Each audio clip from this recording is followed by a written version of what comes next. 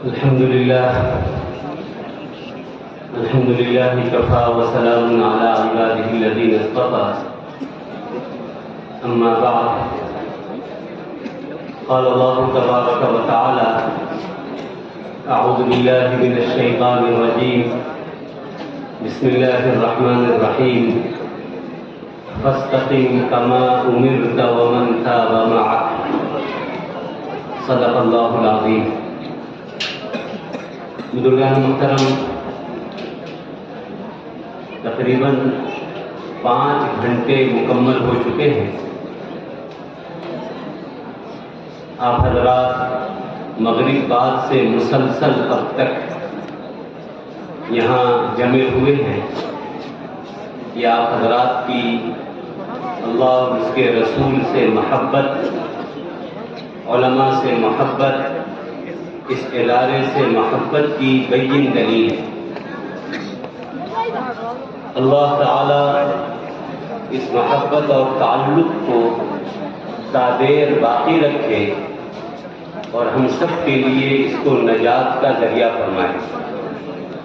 بزرگوں، بہت قیمتی باتیں آپ حضرات نے حضرت مولانا مفتی الرحمان صاحب اور مفتی مسیح احمد صاحب سے سماعت کر لی ہے. اب ان باتوں کے بعد نہ کچھ کہنے کی ضرورت باقی ہے اور نہ وقت میں اب اس کی گنجائش. بس اصل چیز یہ ہے بزرگوں، باتیں مقصود نہیں ہے، مقصود یہ ہے کہ ان باتوں پر آدمی عمل پیرا ہو جائے. ہمارے اندر جب تک اعمال پر استقامت نہیں آتی، بزرگوں ہمارے اندر چاہے لاکھ خوبیاں ہوں، استقامت کے نہ ہونے کی وجہ سے یہ ساری چیزیں ضائع ہو جاتی ہیں. اس لیے آج کے اجلاس سے ہم یہ پیغام لے کر جائیں کہ انشاءاللہ دین کی جو باتیں ہم نے سنی ہے اسی اسٹیج سے، اس پر عمل کریں اور اس پر ہم انشاءاللہ مرتے دم تک قائم رہیں. استقامت بڑی عجیب دولت ہے بزرگوں. قرآن کریم کی جس آیت کریمہ کا ٹکڑا میں نے ابھی آپ کے سامنے پڑھا، اللہ تعالیٰ نے اس میں اپنے محبوب صلی اللہ علیہ وسلم کو اس کا حکم فرمایا ہے کہ آپ استقامت اپنے اندر پیدا کی. جو حکم میں آپ کو دے رہا ہوں اس پر جم جائے. جمنے کا مطلب کیا ہے بزرگوں؟ کہ اپنی سہولت سے عمل نہ کیجیے، بلکہ اللہ کے حکم کو حکم جان کر، حکم مان کر اس پر عمل کیجیے. ہماری اور آپ کی بدنصیبی یہ ہے کہ ہم احکام پر عمل تو کرتے ہیں لیکن اپنے مزاج کے مطابق، اپنی سہولتوں کے مطابق، اپنے تقاضے کے مطابق. طبیعت چاہی تو نوافل کا اہتمام شروع کر دیتے ہیں اور جینا چاہے تو فرض بھی گول کر دیتے ہیں. چنانچہ آپ دیکھیں گے شعبان کا مہینہ چل رہا ہے، 14 شعبان کو عبادت کرنا، 15 کو روزہ رکھنا، بہت زیادہ اس کا درجہ ہے تو نفل کا ہے.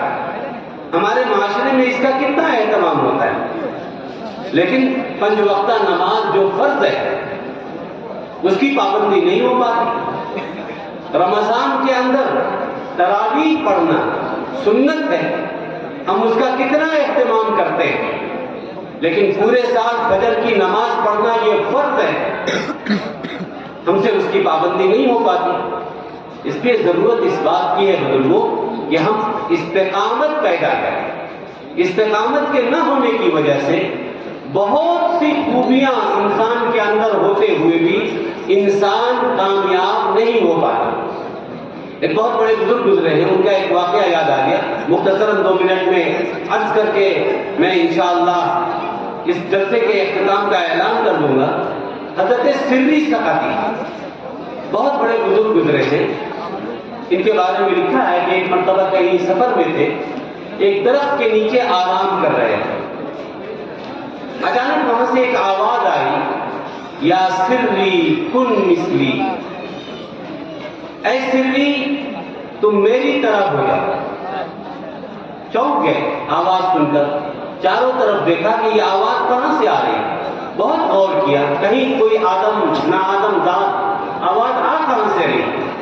غور کرنے سے ایسا محسوس ہوا کہ یہ آواز درخت سے آ رہی، آتی سے غیبی تھی۔ اللہ تعالیٰ کبھی اپنے بندوں کو نوازنے کے لیے اس طرح کی صورتیں اختیار فرماتے ہیں۔ تو ان کو بڑا تعجب ہوا کہ ایک درخت انسان کو نصیحت کر رہا اور یہ کہہ رہا ہے کہ اے سری تم میری طرح ہو جاؤ۔ بھلا درخت کے اندر وہ کون سی خوبی ہے جس سے انسان خالی ہے کہ وہ انسان جو نماز پڑھتا ہے، روزہ رکھتا ہے، حج کرتا ہے، زکوٰۃ دیتا ہے، قرآن کی تلاوت کرتا ہے، نہ جانے کتنے اعمال کرتا ہے، اس کو درخت نصیحت کر رہا ہے کہ تم میری طرح ہو جاؤ؟ کیا مطلب ہے درخت کی طرح ہونے کا؟ تو انہوں نے پلٹ کر سوال کیا کہ کیف اکون مثلک، اے درخت میں تمہاری طرح کیسے ہو سکتا ہوں؟ اس کے لیے مجھے کیا کرنا پڑے گا؟ وہ کون سی خوبی ہے جو مجھے اپنانا ہوگا کہ میں تمہاری طرح ہو جاؤں گا؟ تو پھر آواز آئی کہ میرے اندر جانتے ہو خوبی کیا ہے؟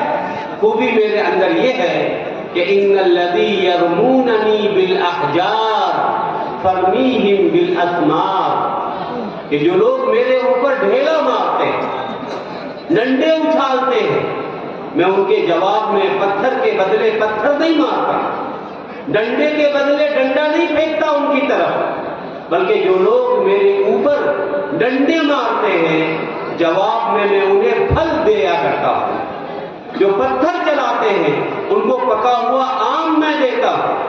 ان الذی یرموننی بالاحجار فرمیہم بالاسمار، میں ان کو پھل دیتا ہوں، میں برائی کا بدلہ برائی سے نہیں دیتا بلکہ برائی کا بدلہ اچھائی سے دیتا ہوں۔ حضرت سری نے سنا تو کہا واقعتاً یہ تو بڑی عجیب بات ہے، اور حقیقت بھی یہی ہے کہ پھلدار درخت پہ اگر آپ ڈنڈے چلائیں تو واپس ادھر سے جواب میں پھل ملتا ہے۔ تو فوراً انہوں نے پلٹ کے سوال کیا کہ تیرے اندر تو بڑی خوبی ہے، لیکن آخر وجہ کیا ہے کہ تمہارا انجام اچھا نہیں؟ پھل تو دیتے ہو لیکن ایک وقت تمہارے اوپر ایسا آتا ہے کہ تمہیں کاٹا جاتا ہے، ٹکڑے ٹکڑے کیے جاتے ہو اور آگ میں ڈال دیے جاتے ہو، جلا دیے جاتے ہو، راکھ بنا دیے جاتے ہو۔ وجہ کیا ہے؟ فَكَيْفَ مَصِيرُكَ إِلَى النَّارِ، پھر کیا وجہ ہے کہ تم آگ کے حوالے کر دیے جاتے ہو، جلا دیے جاتے ہو، ٹکڑے ٹکڑے کر دیے جاتے ہو؟ اتنی ساری خوبی کے باوجود یہ برا انجام تمہارا کیوں؟ اس نے جو جواب دیا بزرگوں، اس جواب سے ہم سبق حاصل کریں۔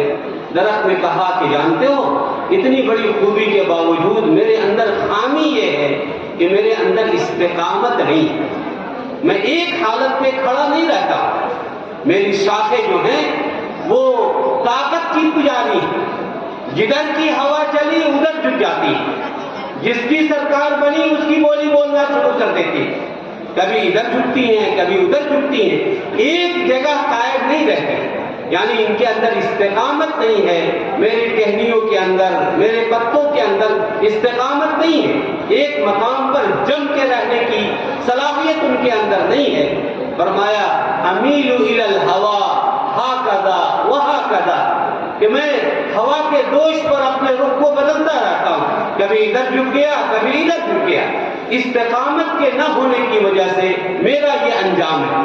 بزرگوں، استقامت بڑی عجیب چیز ہے، بہت قیمتی شے ہے، اس لیے آپ حضرات سے میری یہ درخواست ہے کہ ہم سب یہ نیت کریں کہ دین کی باتیں جتنی ہم جانتے ہیں صرف اس کو جانیں گے نہیں بلکہ اس پر عمل بھی کریں گے۔ آپ حضرات کے تعاون سے یہ سارے اجلاس منعقد ہوتے ہیں، الحمدللہ آپ کا تعاون ہی ہے کہ ان بچوں کی حوصلہ افزائی ہوئی، ان کو گرا قدر انعامات سے نوازا گیا، اور بھی یہ جلسوں کے پنڈال ہیں، اگر آپ کا تعاون نہ ہوتا تو شاید علماء کا یہ مجمع آپ کے لیے یہاں جمع کرنا ممکن نہ ہوتا۔ یقیناً یہ سب کچھ آپ کے تعاون سے ہوا ہے، اس اجلاس کی کامیابی بھی آپ کی یہاں موجودگی کی بنیاد پر ممکن ہو سکی ہے۔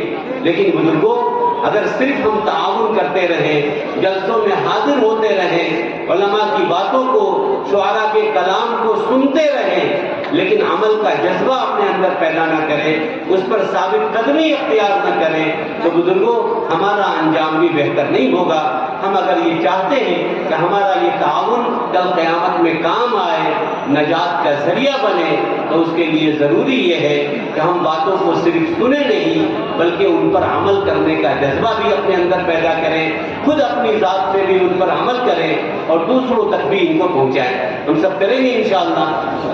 اللہ سے دعا ہے کہ اللہ تعالیٰ ہم سب کی حاضری کو قبول فرمائے۔ جن لوگوں نے اس اجلاس کی کامیابی کے لیے جس طرح کا بھی تعاون کیا ہے، اللہ تعالیٰ ان کو اپنے سایہ نشان بدلہ عطا فرمائے۔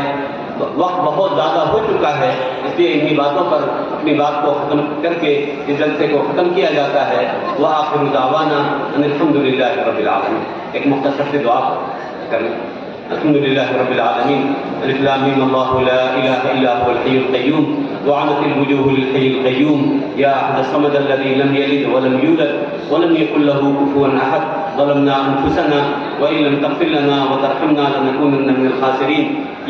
یا اللہ یہ مجمع آپ کی اور آپ کے نبی کی محبت میں، دین کی محبت میں یہاں بہت دیر سے جمع ہے، یا اللہ اس کے یہاں آنے کو قبول فرما۔ یا اللہ جو باتیں کہی گئی اس پر ہم سب کو عمل کی توفیق عطا فرما۔ جن لوگوں نے اس اجلاس کی کامیابی کے لیے محنتیں کی ہیں، مشقتیں برداشت کی ہیں، مالی تعاون فرمایا ہے، یا اللہ ان سب کو اور ان کی نسلوں کو دین کی خدمت کے لیے قبول فرما۔ یا اللہ اس ادارے کو دین دنی رات چوگنی ترقی عطا فرما۔ یا اللہ یہاں کے اساتذہ اور طلبہ کو اخلاص کی دولت سے سرفراز فرما۔ یا اللہ دین کی خدمت کے لیے ہم سب کو قبول فرما۔ یا اللہ ہماری نسلوں کو دین کے لیے قبول فرما۔ یا اللہ فتنے کے اس دور میں ہم سب کی اور ہمارے آل و اولاد کی ایمان کی حفاظت فرما۔ یا اللہ دجال کے فتنے سے ہم سب کی حفاظت فرما۔ مختلف طرح کے فتنے آج دنیا میں سر ابھار رہے ہیں، یا اللہ ہم کمزور ہیں، یا اللہ آپ اپنے فضل سے ہم سب کے ایمان کی حفاظت فرما۔ یا اللہ مدرسوں کے اوپر جو حالات آ رہے ہیں پورے ملک کے اندر، یا اللہ آپ ہی اس کے محافظ ہیں، آپ ان کے محافظ بن جائیے۔ یا اللہ یہ مدارس آپ کے کلام کے حفاظت کا ذریعہ ہے، یا اللہ آپ نے اپنے کلام کی حفاظت کا وعدہ کیا ہے، یا اللہ اس وعدے کا صدقہ آپ ان حاملین قرآن کی بھی حفاظت فرما لیجیے۔ یا اللہ اداروں سے جو خطرات کے بادل ان کی طرف اٹھ رہے ہیں، یا اللہ اسے زائل فرما دیجیے، ہماری خدمات کو قبول فرما لیجیے۔ یا اللہ موت تک ایمان پر قائم رہنے کی توفیق عطا فرما دیجیے۔ یا اللہ اس مجمع میں جو لوگ بیمار ہیں سب کو شفا عطا فرما دیجیے، جو لوگ مقروض ہیں ان کے قرضوں کی شکل ادائیگی کی شکل صورتیں پیدا فرما دیجیے، جن کے گھروں میں جوان بچے اور بچیاں بغیر نکاح کے ہیں ان کے لیے مناسب جوڑے کا انتظام فرما دیجیے، اور سنت کے مطابق سادگی کے ساتھ نکاح کو انجام دینے کی توفیق عطا فرما دیجیے۔ یا اللہ اس مجمع میں جو لوگ بے اولاد ہیں ان کو صاحب اولاد فرما دیجیے، جو صاحب اولاد ہیں ان کی اولاد کو نیک اور صالح بنا دیجیے، آنکھوں کی ٹھنڈک بنا دیجیے۔ یا اللہ اس مجمع کے لوگوں کی ضروریات کا تکفل فرما دیجیے۔